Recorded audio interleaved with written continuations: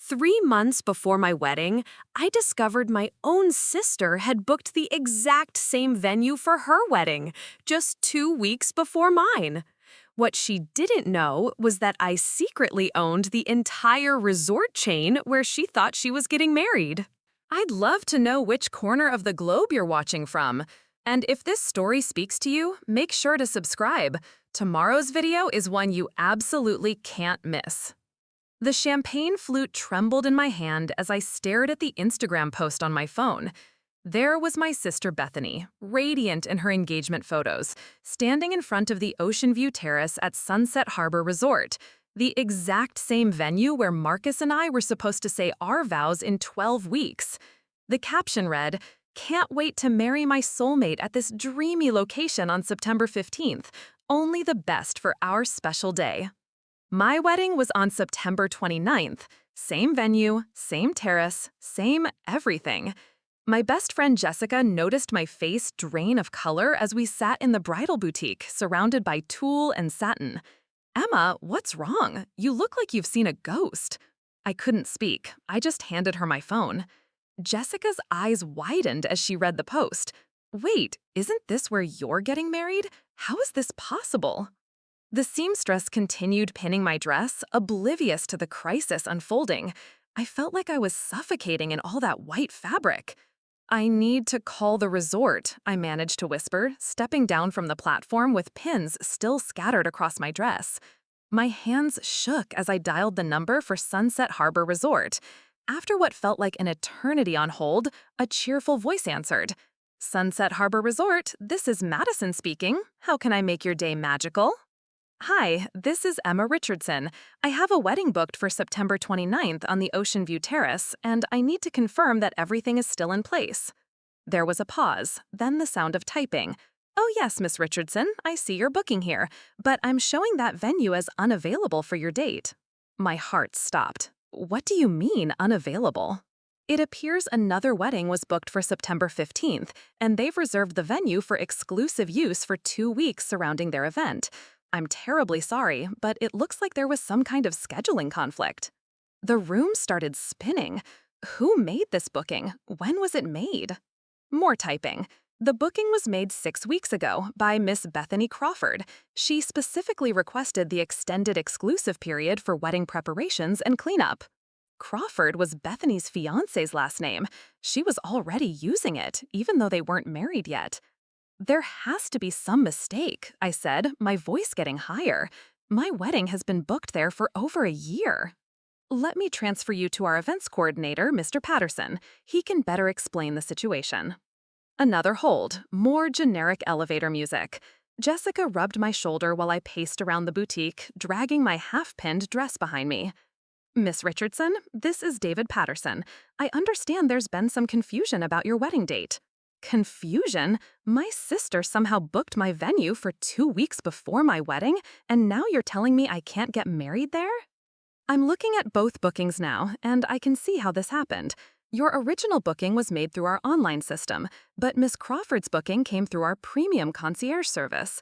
When clients book through concierge, they often request exclusive access periods, especially for high-profile events. High-profile events? Bethany was a local news anchor, but she acted like she was Oprah. So what are you saying exactly? Unfortunately, the exclusive booking takes precedence. However, we'd be happy to offer you our smaller Sunset Pavilion for your original date, or the Ocean View Terrace is available on October 6th. The Sunset Pavilion was half the size and faced the parking lot instead of the ocean. And October 6th? We'd already sent save the dates, booked the caterer, reserved the photographer. Everything was set for September 29th. "This is unacceptable," I said, fighting back tears. "How does this even happen?" "I sincerely apologize for the inconvenience. If you'd like to speak with our general manager, I can arrange that."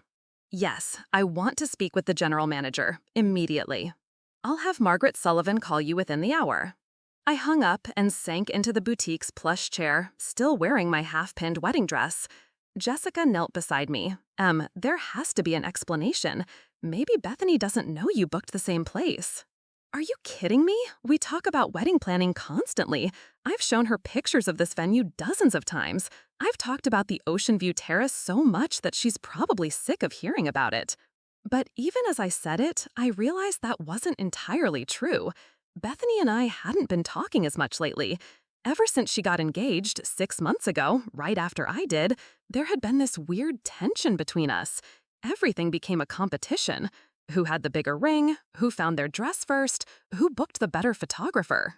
I thought back to family dinner 3 weeks ago when I was gushing about the final details of my venue. Bethany had been unusually quiet, just nodding and smiling. At the time, I thought she was being supportive. Now I wondered if she was taking notes. My phone buzzed with a text from my mom. Just saw Bethany's post. So exciting that both my girls are getting married at such beautiful places. Can't wait for both weddings. Both weddings? Mom didn't realize they were in the same place. The boutique manager approached carefully. Miss, would you like to continue with the fitting, or would you prefer to reschedule? Just give me a minute, I said, trying to process everything. My phone rang. Margaret Sullivan, the general manager. Miss Richardson, I'm calling about the venue conflict. I've reviewed both bookings, and I'm afraid Mr. Patterson was correct. The exclusive booking does take precedence. But my booking was made first. Actually, that's not entirely accurate. While your initial inquiry was made earlier, your final contract wasn't signed and deposit wasn't received until after Miss Crawford's booking was confirmed. I felt like I'd been punched. That's impossible. I signed my contract over a year ago. I'm looking at a contract dated 8 weeks ago, Miss Richardson. 8 weeks ago. I remembered now. There had been some issue with the original contract, something about updated pricing or policy changes. They'd asked me to sign a new version. I'd been so busy with work and wedding planning that I just signed whatever they put in front of me without really reading the date. So you're telling me that because of some paperwork technicality, I lost my venue to my own sister? I understand how frustrating this must be. As I mentioned, we're happy to offer alternative arrangements. Your alternative arrangements are unacceptable. I want to speak to someone higher up than you. There was a pause. Miss Richardson, I am the highest authority at this location. Above me would be corporate headquarters, but they typically don't get involved in individual venue bookings. Corporate headquarters? Something clicked in my mind, but I couldn't quite grasp it yet. Fine, give me the corporate number. After I hung up, Jessica helped me out of the dress so we could leave the boutique. My mind was racing, trying to figure out how to fix this disaster. Maybe you should just call Bethany, Jessica suggested as we walked to my car. Talk to her directly. Maybe there's a way to work this out. I knew I should call her, but I was too angry, too hurt. If I called her right now, I'd say things I couldn't take back. Instead, I drove home to the penthouse apartment I shared with Marcus. He wouldn't be back from his business trip until tomorrow, which was probably for the best. I needed time to think. I poured myself a generous glass of wine and sat on my balcony, looking out at the city lights. How had everything gone so wrong so quickly? My phone kept buzzing with congratulatory messages from family and friends who had seen Bethany's post. Each notification felt like a small knife twisting in my chest. Finally, I couldn't take it anymore. I called my sister. Emma, did you see my post? Isn't the venue gorgeous? Her excitement was like salt in an open wound. Yeah, Bethany, I saw it. We need to talk. A lot of love and effort went into bringing this story to life. If you're enjoying it, we'd be so grateful if you'd subscribe to our channel. Now, back to where we left off. Of course, I'm so happy you called. I've been dying to tell you all about the planning. Jake proposed at the most romantic spot, and then we just knew we had to move fast to get everything perfect. Move fast. She'd moved fast, all right. Bethany, where exactly are you getting married? Sunset Harbor Resort. The Ocean View Terrace is absolutely breathtaking. We're so lucky we were able to book it. Apparently, they had a last-minute cancellation. A last-minute cancellation? My cancellation. That's interesting, I said, trying to keep my voice level. Because that's where I'm getting married, September 29th. I've had it booked for over a year. Dead silence on the other end of the line. Emma, that can't be right. It's very right, Bethany. I've talked about this venue constantly. I've shown you pictures. I've described every detail of my reception plans for that exact terrace. But the resort told me it was available. They said there had been a cancellation. The cancellation was my wedding, Bethany. Somehow your booking bumped mine. I could hear her breathing heavily on the other end of the line. Emma, I swear I didn't know. When we went to look at venues, Jake's mom recommended Sunset Harbor. She has connections there through her charity work. We toured several places, but when we saw the Ocean View Terrace, it was just perfect. Perfect because you'd heard me describe it 100 times. That's not, maybe subconsciously it sounded familiar, but I swear I didn't realize it was your venue. I wanted to believe her. Part of me did believe her, but the timing was too convenient. The venue choice was too coincidental. Well, now you know. So what are we going to do about it? Another long pause. Emma, I don't know what to say. We've already put down deposits. Jake's family has made arrangements. My dress is being tailored specifically for an outdoor ceremony. And my dress is being tailored for the same outdoor ceremony, Bethany, at the same venue that I booked first. But you said they canceled your booking. Maybe there was a reason. Maybe we should just accept that this is how things worked out. Accept it? My own sister was asking me to just accept losing my dream venue? Bethany, you're getting married 2 weeks before me at my venue, and you want me to just accept it? I don't know what else to do, Emma. Everything is already in motion. Everything was in motion for me, too, but apparently that didn't matter. We'll figure something out, she said, though her tone suggested she had no intention of changing anything. Maybe we can both get married there, like a family celebration. The idea was absurd.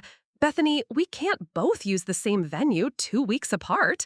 Everyone we know overlaps. It would be weird and awkward and honestly kind of tacky. Then maybe you should consider one of the other venues they offered you. The casual way she said it, like my wedding was just something I could easily reschedule, made my blood boil. You know what, Bethany? Enjoy your venue. I'm sure it'll be perfect. I hung up before she could respond. The next morning, I woke up with a pounding headache and a determination to fight this. I wasn't going to let my sister steamroll me, and I wasn't going to settle for the parking lot pavilion. I called the corporate headquarters number Margaret Sullivan had given me. Sunrise Hospitality Group, this is Amanda speaking. I need to speak with someone about a serious venue booking conflict at one of your properties.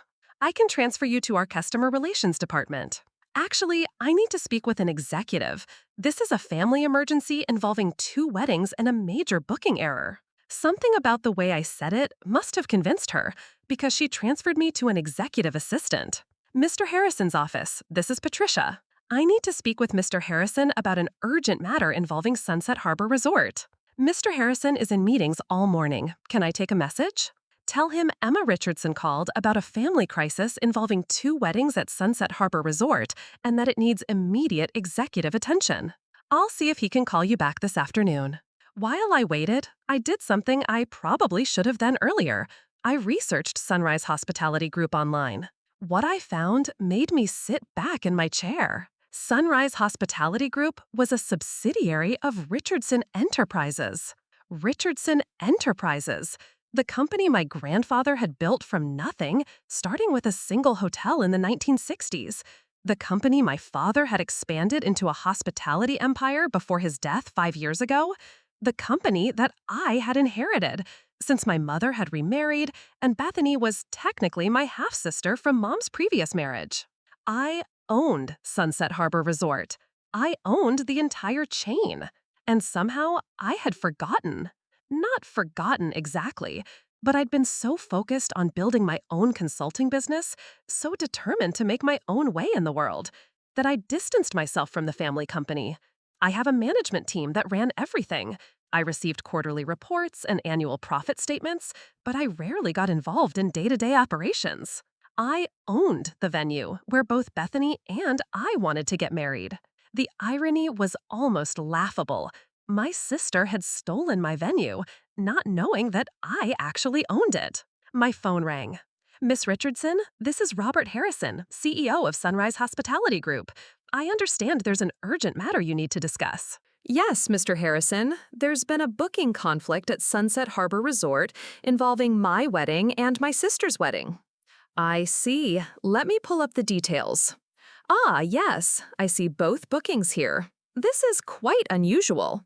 What I find unusual is that nobody at the resort level seems to understand that I own the company. There was dead silence on the other end of the line. Ms. Richardson? Emma Richardson? That's right. Oh my God, I am so sorry.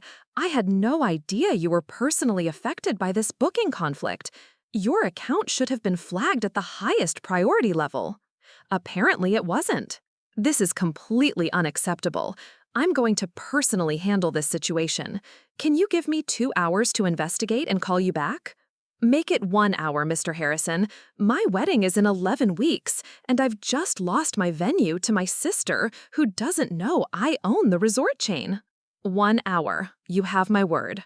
Robert Harrison called back in exactly 57 minutes. Ms. Richardson, I've conducted a thorough investigation, and I owe you a sincere apology. There were multiple system failures that led to this situation. I was pacing my living room, still in my pajamas, even though it was past noon. What kind of system failures? First, your ownership status wasn't properly flagged in our booking system. When you made your original reservation, it went through our standard consumer portal instead of our VIP ownership channel. Second, when the contract revision was processed 8 weeks ago, it was handled by a junior staff member who didn't recognize your name. And my sister's booking?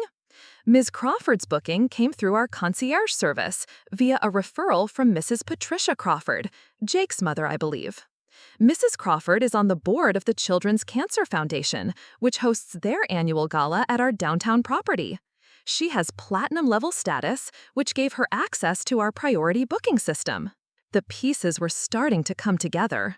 Jake's family had connections I didn't even know about.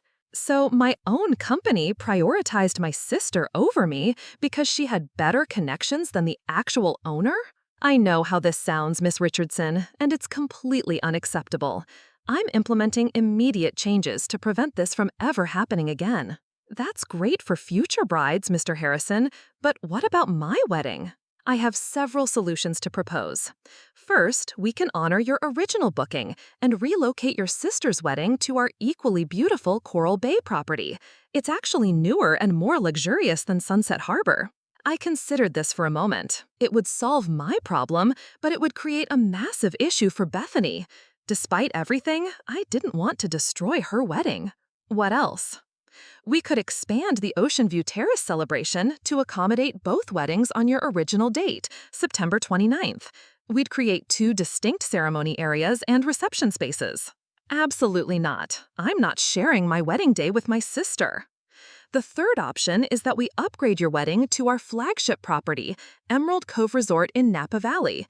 It's our most exclusive venue, and we'd cover all additional costs and provide complimentary upgrades across the board. Emerald Cove was stunning, but it was also in California. Half our guests would have to fly across the country. I need time to think about this. Of course, but Ms. Richardson, there's something else you should know. I pulled the records on your sister's booking, and there are some irregularities. My stomach dropped. What kind of irregularities? The booking was expedited through what appears to be a personal favor. Mrs. Crawford contacted our events director directly and mentioned that the bride was a family of one of our major clients.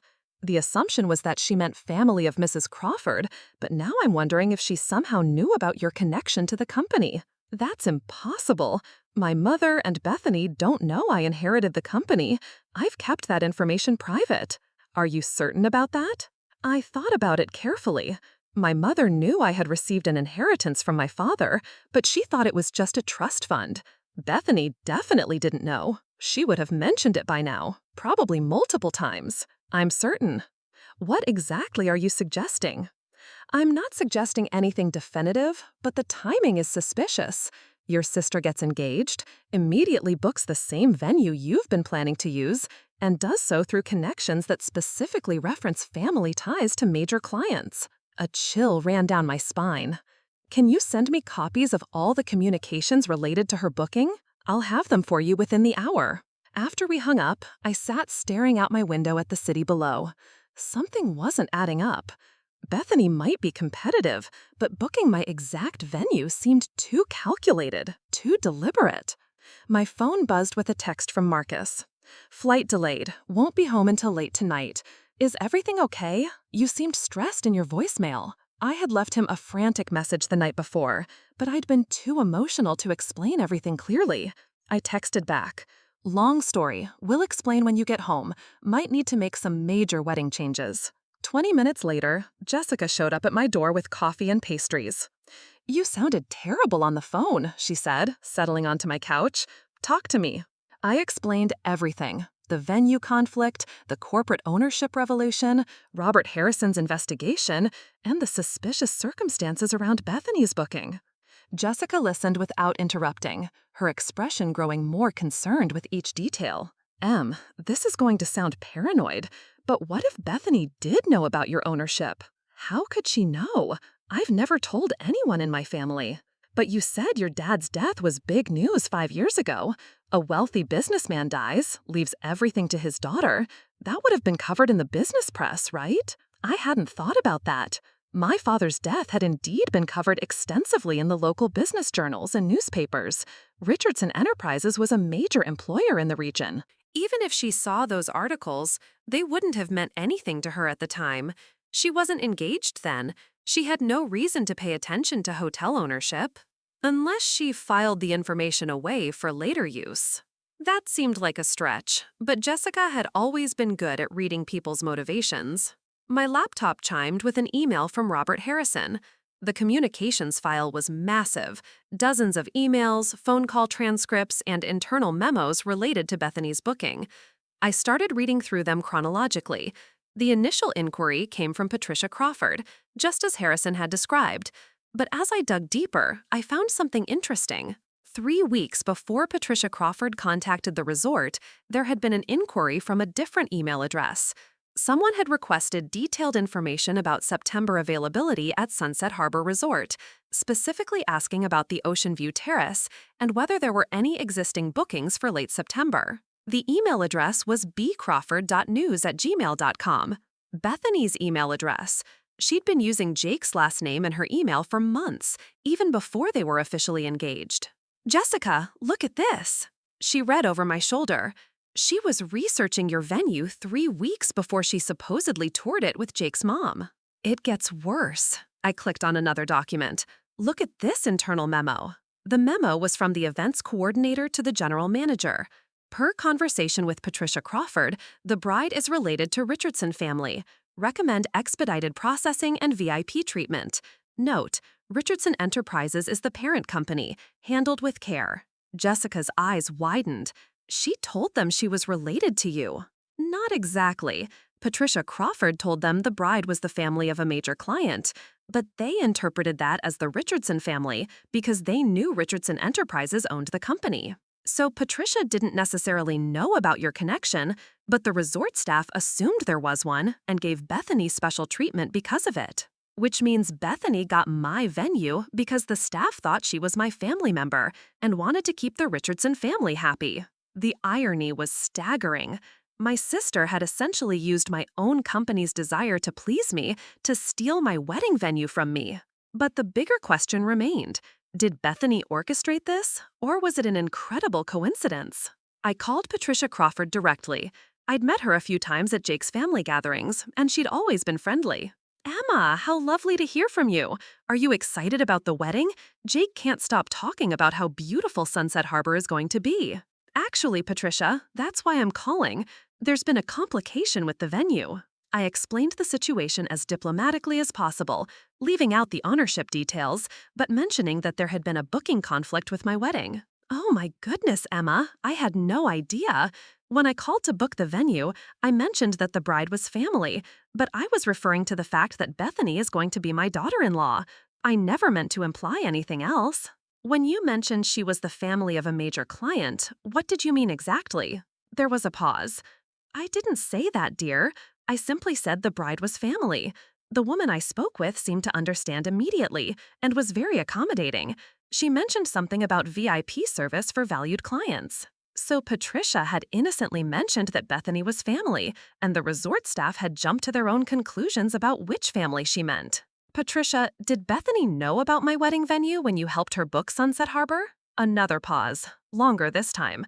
Well, she did mention that she'd heard wonderful things about the Ocean View Terrace specifically. She seemed to know quite a bit about the layout and the sunset views. I assumed she'd researched it online. Or she'd listened to me describe it in detail for months. Did she suggest Sunset Harbor, or did you? Now that I think about it, she brought it up first. She asked if I had any connections there because she'd always dreamed of getting married on that particular terrace. My heart sank. Bethany had specifically targeted my venue and used Patricia's connections to book it. Thank you for being honest with me, Patricia. I'm so sorry. If I had known there was a conflict, I never would have helped with the booking. Is there anything I can do to help resolve this? I'm working on it. Thank you for your time. After I hung up, Jessica and I sat in silence for a few minutes. She knew, Jessica finally said. She absolutely knew it was your venue. But how did she know I owned the company? That's the part I can't figure out. Maybe she doesn't know you own it. Maybe she just wanted your venue and figured out a way to get it. By lying about dreaming of that particular terrace her whole life? People lie about smaller things, Em. My phone rang. It was Bethany. Emma, we need to talk. Can you meet me for coffee? I don't think that's a good idea right now, Bethany. Please, there are things I need to explain. Things I should have told you yesterday. Against my better judgment, I agreed to meet her at our usual coffee shop in an hour. Jessica offered to come with me, but I needed to handle this alone. When I arrived, Bethany was already there, looking nervous and fidgeting with her engagement ring. Thank you for coming, she said as I sat down. I know you're angry with me. I'm beyond angry, Bethany. I'm hurt and confused and honestly questioning everything about our relationship right now. She took a shaky breath. I need to tell you something, and I need you to let me finish before you respond. I nodded, though I was already bracing myself for whatever revelation was coming. I did know it was your venue, Emma. I've known for months. Marcus found me pacing our living room like a caged animal, still in the same clothes I'd worn to meet Bethany. The moment he walked through the door, I collapsed into his arms. Whoa, hey, what's wrong? He held me tight, his familiar cologne mixing with the scent of airport and airplane. Talk to me. I pulled back and looked at his concerned face. Remember how I said there might be wedding changes we need to discuss? Yeah, you sounded pretty upset about something. Sit down. This is going to take a while. Marcus settled onto the couch, loosening his tie.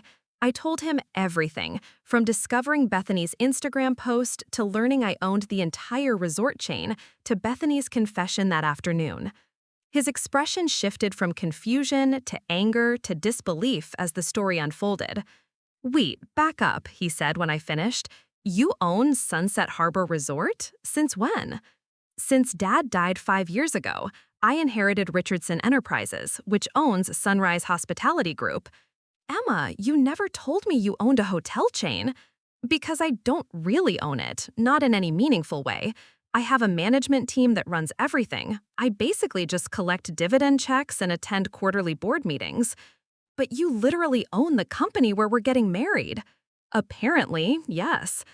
Marcus ran his hands through his hair, a gesture I recognized from whenever he was trying to process complex information at work.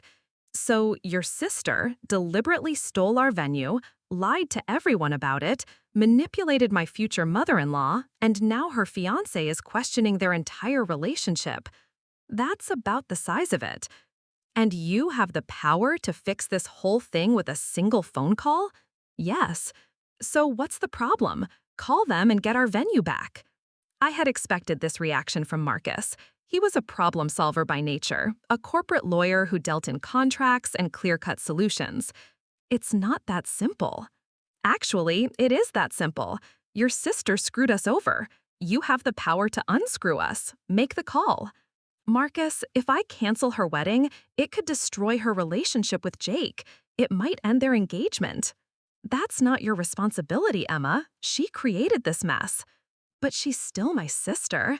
Marcus stood up and started pacing, taking over where I had left off. Your sister who spent weeks planning to steal your wedding venue. Your sister who lied to you, to Jake, and to his mother. Your sister who was willing to let you scramble to find a backup venue 2 months before your wedding. I know all that, but nothing. Emma, I love how loyal you are to your family, but there has to be a line somewhere. She crossed it. What if Jake breaks up with her? What if she never forgives me? What if we have to get married in some crappy backup venue because you're too nice to stand up for yourself? The sharpness in his voice surprised me. Marcus was usually the calm one in our relationship. This isn't just about being nice, Marcus. This is about doing the right thing. The right thing according to who? Your sister didn't seem too concerned about doing the right thing when she was stealing our venue. My phone buzzed with a text from my mother. Just heard there's some confusion about wedding venues. Call me when you can. Love you both. Great. Now my mother was getting pulled into this mess. I need to call my mom, I told Marcus. Emma, before you do that, I need you to understand something. This isn't just your decision to make. It's our wedding, our venue, our money that we've spent on deposits and planning around that specific location. Are you saying you want me to cancel Bethany's wedding? I'm saying I want you to get our wedding venue, yes. Even if it destroys my relationship with my sister? Marcus stopped pacing and looked at me directly. Emma, what relationship? She was willing to destroy your wedding for her own benefit. What kind of sister does that? Before I could answer, my phone rang. Mom. Hi, Mom. Emma, honey, what's going on? Patricia Crawford called me asking about Richardson Enterprises and whether Bethany was related to you through business connections. I had no idea what she was talking about. I could hear the confusion in her voice, mixed with that tone she got when she suspected her daughters were fighting. Mom, there's been a situation with the wedding venues. What kind of situation? I gave her the abbreviated version, leaving out the ownership details but explaining the venue conflict. Oh my goodness, Emma, how did this happen? Bethany knew I was booked there, Mom. She deliberately took my venue. Silence on the other end of the line. Mom? I'm here, sweetheart. I'm just trying to understand why Bethany would do such a thing. Because she wanted what I had, and she found a way to take it. There has to be more to it than that. Bethany loves you. You girls have always been close. Have we, though? Or have we just been pretending to be close while competing with each other? Marcus was watching me carefully, probably trying to gauge where this conversation was heading. Emma, I know Bethany can be competitive, but this seems so unlike her. Mom, she confessed. She told me she spent weeks planning how to steal my venue. She used Jake's mother's connections and lied to everyone about it. Another long pause. What are you going to do? I don't know. Well, you girls need to figure this out together. You're sisters. Sisters don't let wedding venues come between them. Mom, she stole my venue. This isn't about letting something come between us. She already put something between us. I'm sure if you both just sit down and talk. We did talk, Mom. That's when she confessed to everything. Marcus gestured for me to wrap up the call. He was right. This conversation with my mother wasn't going to solve anything. Mom, I need to go. I'll call you tomorrow when I've had time to think. Emma, please don't do anything rash. Promise me you'll think about what's best for the family. I promise. I'll think about it. After I hung up, Marcus and I stared at each other across the living room. Your mom wants you to just let it go, he said. My mom wants to avoid family drama at any cost. She always has. What do you want, Emma? Forget about your sister, forget about your mom, forget about everyone else.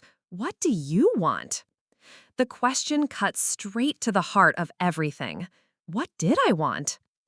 I want to get married at Sunset Harbor Resort on September 29th, like we planned. Then call Robert Harrison and make it happen. But I also don't want to destroy Bethany's wedding out of spite. It's not spite, Emma, it's justice. My phone buzzed with another text, this one from Jessica. How did the coffee meeting go? Call me when you can. Then another text from an unknown number. Emma, this is Jake. Can we talk? Marcus saw me reading the messages. What now? Jake wants to talk to me. Bethany's fiance? What does he want? I guess I'm about to find out. I showed him the text. Don't answer that. This is between you and your sister. Marcus, Jake is innocent in all this. He didn't know what Bethany was doing. So? So maybe I should hear what he has to say. Marcus sat back down, clearly frustrated. Emma, you're looking for reasons to not stand up for yourself. First, it was protecting Bethany, then it was protecting your family relationships. Now you want to protect Jake, too. What about protecting us? What about protecting our wedding? He was right, and I knew it. But something about Jake reaching out directly made me curious. 5 minutes, I said. Let me just see what he wants to say. I texted Jake back. Sure, can you call me now? My phone rang immediately. Emma, thank you for agreeing to talk to me. I'm sitting in my car outside Bethany's apartment, and I honestly don't know what to do. What did Bethany tell you? She told me everything about researching your venue, about using my mom's connections, about lying to me for weeks. I feel like I don't even know the person I'm supposed to marry. The pain in his voice was evident. Whatever anger I felt toward Bethany, I genuinely felt bad for Jake. I'm sorry you got pulled into this, Jake. Emma, I need you to know that I had no idea. If I had known she was stealing your venue, I never would have gone along with it. I believe you. I don't know what to do now. Bethany is begging me to forgive her, and part of me wants to, but how do I trust someone who lied about something this important? Marcus was shaking his head at me, clearly unhappy with the direction this conversation was taking. Jake, I can't make that decision for you, but I will say that Bethany seemed genuinely sorry when she confessed to me. Sorry she got caught, or sorry she did it? It was the same question I'd asked myself. I think she's sorry she hurt people. Whether that's enough is something you'll have to decide. Emma, there's something else. Bethany told me you own the resort chain. Is that true? Marcus's eyes widened. Apparently, Bethany was sharing all my secrets now. Yes, it's true. So you could cancel our wedding if you wanted to? Yes. The million-dollar question that everyone wanted answered. I honestly don't know, Jake. I'm still trying to figure out what the right thing to do is. If you do cancel it, I'll understand. What Bethany did was wrong, and you deserve to have your wedding at the venue you planned. His graciousness in the face of potential disaster made me feel even worse about the whole situation. Thank you for saying that, Jake. Emma, can I ask you something? Sure. If the situation were reversed, what do you think Bethany would do? I knew the answer immediately, but saying it out loud felt like crossing a line I couldn't cross. Jake, that's not fair. Isn't it? Emma, you're agonizing over whether to use your power to get your own venue back because you don't want to hurt Bethany, but she had no problem hurting you to get what she wanted. So I'm asking, if she owned the resort chain and you had somehow taken her venue, what would she do? Marcus was nodding vigorously, clearly agreeing with Jake's logic. She'd cancel my wedding without a second thought, I admitted quietly. That's what I thought too. After Jake hung up, promising to let me know what he decided about his relationship, Marcus and I sat in heavy silence. You know what you have to do, Marcus finally said. Do I? Because right now, I feel like every option is wrong. Emma, let me ask you something. Why didn't you tell me you owned a hotel chain? The question caught me off guard. What does that have to do with anything? Just answer me. Because it never felt relevant to our relationship. I don't actively manage the business. It's just something I inherited. But it's a huge part of who you are. It's your family's legacy. So maybe the reason you're struggling with this decision is because you've been running away from your own power for so long that you don't know how to use it when it matters. I stared at him. I'm not running away from anything. Aren't you? You inherited one of the largest hospitality companies in the region, and you've spent 5 years pretending it doesn't exist. You let other people make all the decisions while you collect checks and play at being a regular person. I built my own consulting business. I didn't want to just coast on my inheritance. There's nothing wrong with building your own career, but there's also nothing wrong with being proud of what your family built. And there's definitely nothing wrong with using your legitimate authority to protect yourself. Before I could respond, my doorbell rang. Through the peephole, I could see Bethany standing in the hallway, her eyes red and puffy. "It's Bethany," I told Marcus. "Don't answer it." "I have to." "No, you don't. You've already talked to her today." But I was already opening the door. Bethany looked terrible. Her usually perfect hair was disheveled, her makeup was smeared, and she was wearing an old sweatshirt I recognized from college. "Emma, please, can we talk? Jake won't answer my calls." "Bethany, I don't think there's anything left to say." "There is. There's so much I need to explain." Against Marcus's obvious disapproval, I let her in. "5 minutes," I said. Bethany sat on the edge of our coffee table, facing Marcus and me on the couch. She looked like she was about to give testimony in court. "I need you both to understand something about why I did this." "We already know why," Marcus said coldly. "You wanted Emma's venue, so you took it." "It's more complicated than that." Bethany turned to me. "Emma, do you remember when Dad died and the lawyer was reading his will?" I did remember. It was one of the worst days of my life, made worse by having to sit in a sterile conference room listening to legal language while I was still grieving. "What about it? Do you remember what he left me?" I thought back to that day. "He left you some money, a trust fund." $5,000, Emma. He left me $5,000 and left you everything else. The bitterness in her voice was unmistakable. "Bethany, he wasn't your biological father. He raised me from the time I was 3 years old. He walked me down the aisle at my high school graduation when I was valedictorian. He taught me to drive. He helped me with my homework every night for 15 years. I had never seen this pain in my sister before. Even at the funeral, she had seemed to handle everything with grace. But when it came to his will," she continued, "I was worth $5,000 to him. You were worth 50 million. Marcus shifted uncomfortably beside me. Even he could see how much this had hurt her. "Bethany, I didn't ask for that inheritance. I didn't even want it." "Which is exactly what makes it worse. You got everything and you didn't even care. You tucked it away and pretended it didn't exist, while I've been working 2 jobs to pay off my student loans. If you needed money, why didn't you just ask me?" "Because I didn't want your charity. I wanted to earn something on my own, something that felt as special as what you have." "So you stole my wedding venue?" "I wanted one day, Emma, one perfect day where I felt like I deserved something beautiful too." Marcus cleared his throat. "Bethany, I understand that you felt hurt by the inheritance situation, but that doesn't justify what you did." "I know it doesn't justify it, but I need Emma to understand that this wasn't just about the venue. This was about feeling like I finally mattered as much as she does." I felt tears building in my eyes, but I wasn't sure if they were from sadness or anger. "You've always mattered to me, Bethany." "Have I? Because sometimes it feels like I'm just an accessory to your perfect life, the sister who makes you look even better by comparison. That's not fair." "Isn't it?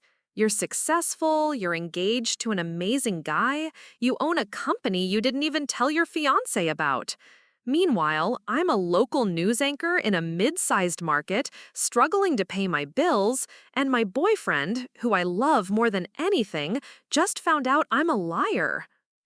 She broke down crying, covering her face with her hands. Despite everything, my heart broke for her, but I also felt angry that she was trying to make me feel guilty for her choices. "Bethany, I'm sorry you felt overshadowed, but you can't steal my wedding venue and then expect me to feel bad for you when there are consequences." She looked up at me through her tears. "Are you going to cancel my wedding?" "I don't know." "Emma, please, I'm begging you. I know I don't deserve it, but please don't destroy the one good thing in my life because I made a terrible mistake." Marcus stood up abruptly. "This is manipulation, Emma. She's trying to make you feel guilty so you won't stand up for yourself." I'm not manipulating anyone, Bethany snapped. I'm trying to save my relationship and my wedding. By asking your sister to sacrifice hers? I'm not asking her to sacrifice anything. There are other venues. Not for us, I said quietly. We chose Sunset Harbor for a reason.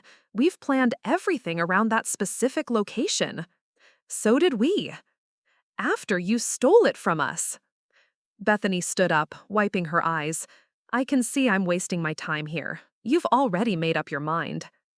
Actually, I haven't, but you coming here and trying to make me feel guilty isn't helping your case. I'm not trying to make you feel guilty. I'm trying to help you understand why I did what I did. I understand perfectly. You were jealous, so you took something that didn't belong to you. Fine. You want to reduce it to that? Fine. She headed toward the door, then turned back. But Emma, when you make your decision, remember that you'll have to live with the consequences too. If you cancel my wedding, if you cost me my relationship with Jake, that's not something you can undo. They'll always be sisters, whether you like it or not. After she left, Marcus and I sat in silence for a long time. She's right about one thing, he finally said. Whatever you decide, you'll have to live with it. I know. But Emma, you'll also have to live with the decision to not stand up for yourself. If you let her keep the venue, every time we drive past that resort for the rest of our lives, you'll remember that your sister stole your wedding venue and you let her get away with it. I hadn't thought about it that way. What would you do, I asked him, if you were in my position? I'd get my venue back. Even if it destroyed Bethany's relationship? Emma, Bethany destroyed her own relationship when she chose to lie to Jake for weeks. That's not on you. My phone buzzed with a text from Robert Harrison. Miss Richardson, I wanted to follow up on our conversation.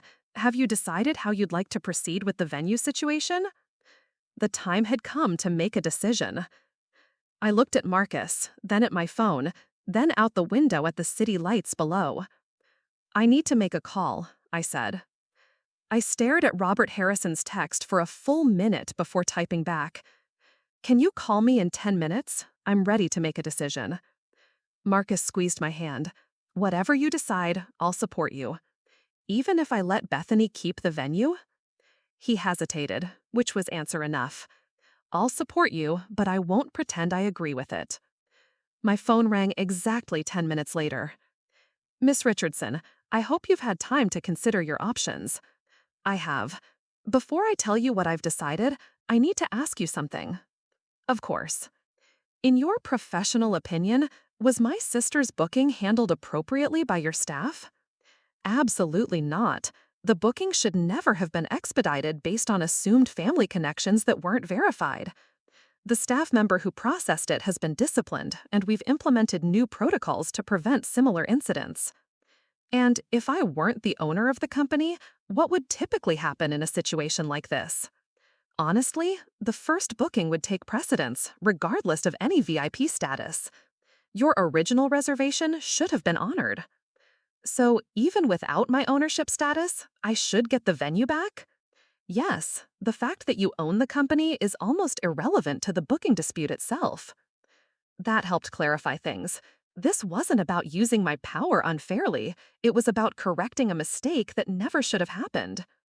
Mr. Harrison, I want my original booking restored. Cancel my sister's reservation and refund all deposits. Consider it done. I'll personally handle the communication with the other party. Wait, I took a deep breath. I want to handle that communication myself. Are you certain? These situations can be delicate. I'm certain. Just send me the cancellation documentation and I'll take care of the rest. After I hung up, Marcus pulled me into a hug. You made the right choice. Did I? Because I feel terrible. You feel terrible because you have empathy. But Emma, you didn't create this situation. Bethany did. I spent the next hour crafting a carefully worded email to Bethany, explaining that her booking had been canceled and that all deposits would be refunded. I tried to strike a balance between firmness and compassion, but every version sounded either too harsh or too apologetic. Finally, I settled on something simple. Bethany, I've spoken with Sunrise Hospitality Group, and they've confirmed that your booking at Sunset Harbor Resort was processed in error. Your reservation has been canceled, and all deposits will be refunded within 5 to 7 business days. I know this is difficult news, but this was the only fair resolution to the situation. I hope you and Jake can find another beautiful venue for your wedding. Emma. I showed the email to Marcus before sending it. It's professional, but not cold, he said. I think it's appropriate. Should I call her instead? Emma, you've had enough face-to-face confrontation for one day. Send the email. I hit send before I could change my mind. My phone started ringing almost immediately. Bethany. Don't answer it, Marcus said. I have to. She's going to keep calling until I do. Emma, you canceled my wedding. Bethany's voice was hysterical. How could you do this to me? Bethany, your booking was processed in error. The resort confirmed that my original reservation should have taken precedence. That's corporate speak, and you know it. You used your ownership to steal back the venue. I didn't steal anything. It was my venue to begin with. Emma, please, you have to reconsider. Jake is already questioning our entire relationship. If I have to tell him the wedding is canceled too, it's going to destroy everything. Then don't tell him the wedding is canceled. Tell him you need to find a new venue. 10 weeks before the wedding? Emma, do you have any idea how impossible that's going to be? It's the same impossible situation you were willing to put me in. But you have resources. You own a hotel chain. You could have gotten married anywhere. So can you. With what money? Emma, we're not all sitting on $50 million inheritances. The bitterness was back in full force. Bethany, Sunrise Hospitality Group is refunding all your deposits. You can use that money toward a new venue. And what about all the other deposits? The photographer who specializes in that location, the caterer who planned the menu around their kitchen facilities, the flowers that were designed specifically for the ocean view terrace? Each point hit like a small dagger. I hadn't considered all the ripple effects. I'm sorry about those complications, but you're not sorry. You're getting exactly what you wanted. What I wanted was to get married at the venue I booked over a year ago without my own sister sabotaging me. Fine, you win, Emma. You always win. Congratulations on your perfect wedding at your perfect venue with your perfect life. The line went dead. Marcus found me crying on the balcony 10 minutes later. Hey, come here. He wrapped his arms around me. You did what you had to do. Then why do I feel like such a terrible person? Because you're not a terrible person. A terrible person wouldn't feel bad about this. What if she can't find another venue? What if this ruins everything for her? Emma, listen to me. Bethany is a resourceful, intelligent woman. She'll figure it out. And if she doesn't, that's the consequence of her own choices. My phone buzzed with a text from my mother. Emma, Bethany called me crying about the venue being canceled. What happened? I showed the text to Marcus. I can't deal with my mother right now. So don't. Turn off your phone. She'll just keep calling. Then let her. You don't owe anyone an explanation for standing up for yourself. But I knew my mother wouldn't let this go. I texted back. Bethany's booking was canceled because it was processed in error. My original reservation has been restored. I'll call you tomorrow. She texted back immediately. Emma, please tell me you didn't cancel your sister's wedding out of spite. I didn't cancel it out of spite. I canceled it because she stole my venue. She made a mistake. Couldn't you have found a way to work it out? The way to work it out was for her to find a different venue when she realized there was a conflict. Instead, she chose to lie about it. She's your sister, and I'm hers. That should have mattered to her when she decided to steal my venue. My mother stopped responding after that.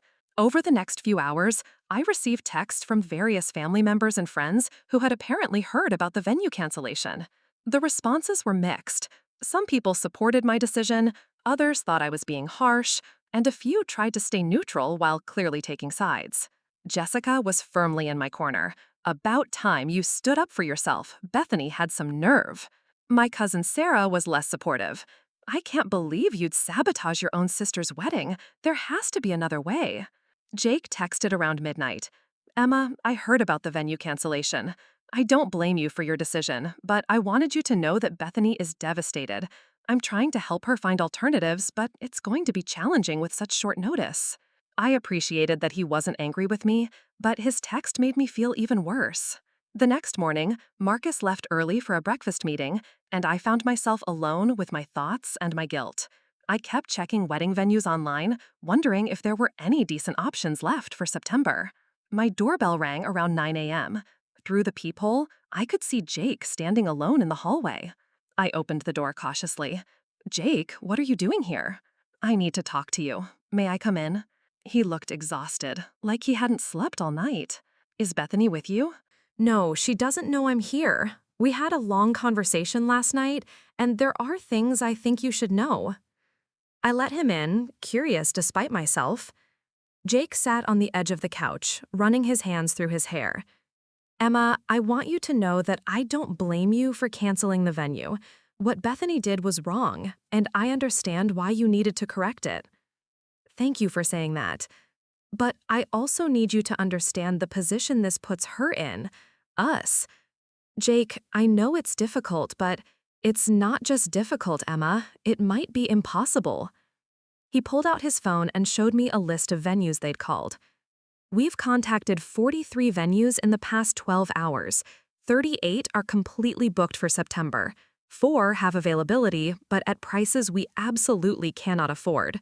One has an opening because they had a cancellation, but it's an outdoor pavilion with no backup plan for weather.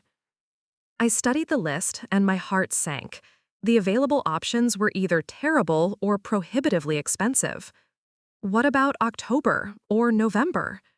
Emma, we've already sent save the dates. We've booked our honeymoon. My entire extended family is flying in from Chicago. Bethany's dress is being altered for a September fitting. So, what are you asking me to do, Jake? I'm asking you to consider sharing the venue.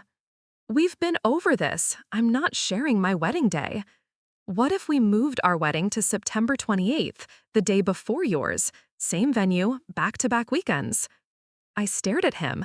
You want to get married on Friday and have me get married on Saturday? It's not ideal, but it would solve both our problems. The venue is available that Friday, you'd still get your Saturday wedding, and we wouldn't have to start over completely. Jake, that's actually not a terrible idea. It would mean 2 weddings at the same place on consecutive days. Some guests might attend both, but most would probably pick one. I found myself considering it seriously. It would solve the practical problems while still giving both of us the venue we wanted. Have you talked to Bethany about this? Not yet. I wanted to see if you'd even consider it first. I'd need to talk to Marcus. Of course. As Jake was leaving, he paused at the door. Emma, can I ask you something? Sure. Do you think Bethany and I are going to make it through this? The vulnerability in his question caught me off guard. I don't know, Jake, but I hope so. Despite everything, I want my sister to be happy. Even after what she did? Especially after what she did. Happy people don't steal their sister's wedding venues. Jake's suggestion stayed with me all morning. When Marcus returned from his meeting, I was pacing the living room again, my laptop open to calendar calculations. You're thinking about Jake's proposal, he said, not even needing to ask. Friday and Saturday weddings at the same venue? It could actually work. Marcus sat down heavily. Emma, we just went through hell to get our venue back. Now you want to give half of it away? Not give it away, share it. There's a difference. Is there? Because it feels like you're back to prioritizing Bethany's needs over ours. Marcus, they literally cannot find another venue. Jake showed me the list. Everything decent is booked or outrageously expensive. That's not your problem to solve. Isn't though? If I have the power to fix this situation for everyone, shouldn't I use it? Marcus was quiet for a long moment, studying my face. You're going to do this regardless of what I say, aren't you? I want us to decide together. No, you don't. You've already made up your mind. You just want me to agree with you so you don't feel guilty about it. The accusation stung because it was partially true. Marcus, I need to be able to live with myself after this is all over. If I can find a solution that works for everyone, shouldn't I try? Even if that solution means our wedding weekend becomes about managing drama with your sister instead of celebrating us, I hadn't considered that angle. You think there would be drama? Emma, there's already drama. Do you really think having two weddings 24 hours apart is going to make things less complicated? Before I could answer, my phone rang. Robert Harrison. Miss Richardson, I wanted to follow up on yesterday's cancellation. Is there anything else you need from us? Actually, yes. I have a question about venue availability. I explained Jake's proposal about back-to-back weddings. That's certainly possible from a logistical standpoint, Harrison said. We've hosted consecutive events before. It would require some additional coordination, but it's manageable. What would be involved? We'd need to completely reset the venue between Friday night and Saturday afternoon. Different floral arrangements, different table settings, different lighting. It's doable, but it would require a larger staff and more preparation time. Would there be additional costs? For the setup changes, yes, but given the circumstances, Sunrise Hospitality Group would absorb those costs. Consider it our way of making up for the original booking error. After I hung up, Marcus looked at me expectantly. It's logistically possible, I said. I figured it would be. The question is whether it's emotionally possible. I called Jake to discuss the details. Within an hour, we had worked out a preliminary plan. Bethany and Jake would get married Friday evening with a dinner reception. Marcus and I would get married Saturday afternoon with a cocktail reception. Different flowers, different colors, different styles entirely. I need to talk to Bethany, Jake said. She's been pretty angry since yesterday, but I think she'll be willing to consider this. What if she's not? Then we find another solution. But Emma, this compromise means a lot to me. It shows that you're willing to work with us despite everything that's happened. That evening, I received a text from Bethany. Jake told me about your proposal. Can we meet to discuss details? The next morning, Bethany and I met at a neutral location, a small cafe downtown that neither of us had been to before. She looked better than she had during her breakdown, but there were dark circles under her eyes that makeup couldn't quite hide. Thank you, she said as soon as I sat down, for considering this option. You're welcome. Emma, I need you to know that I understand what you're offering here. You don't have to do this. I know I don't have to, but I want to. Why? It was a fair question. After everything that had happened, why was I willing to compromise? Because you're my sister. Because despite everything, I love you. And because I think we both deserve to have beautiful weddings. Bethany's eyes filled with tears. I'm so sorry, Emma. I'm sorry for lying, I'm sorry for stealing your venue, and I'm sorry for putting you in this impossible position. I accept your apology. Do you forgive me? That was a harder question. I'm working on it. We spent the next 2 hours planning. Bethany would use burgundy and gold as her colors. I would stick with my planned navy and silver. Her reception would end by 10 p.m. to give the staff time to reset for Saturday. We agreed that any guests attending both weddings would be welcomed but not expected. There's one more thing, Bethany said as we were wrapping up. I want to pay for the additional setup costs. The hotel is covering those. I know, but I want to pay them back. This whole mess started because of my choices. I should bear the financial consequences. Bethany, you said yourself that money is tight. I'll figure it out. I need to do this, Emma. For me. 3 weeks later, I found myself in the bridal suite at Sunset Harbor Resort, getting my hair and makeup done while listening to the sounds of Bethany's wedding setup happening outside. Jessica was my maid of honor, and she'd been giving me updates all morning. The ceremony space looks gorgeous, she reported. Burgundy roses everywhere, and the lighting is perfect for sunset photos. How does Bethany look? Radiant. Nervous, but radiant. Through the window, I could see guests starting to arrive for the Friday evening ceremony. I recognized most of them. Family members, family friends, people who would probably be at my wedding tomorrow too. My phone buzzed with a text from Jake. Thank you again for making this possible. See you tomorrow. Marcus appeared in the doorway of the bridal suite, looking handsome in his wedding guest attire. Ready to watch your sister get married? He asked. I think so. The ceremony was beautiful. From our seats in the back, Marcus and I watched Bethany and Jake exchange vows on the same terrace where we'd be standing 24 hours later.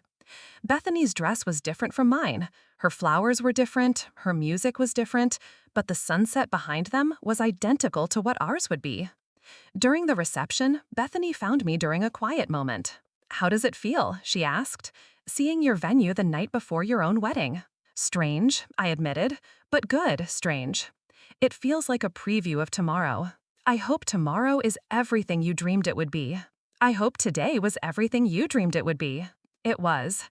Jake and I talked about it, and we want you to know that we're going to name our first daughter Emma.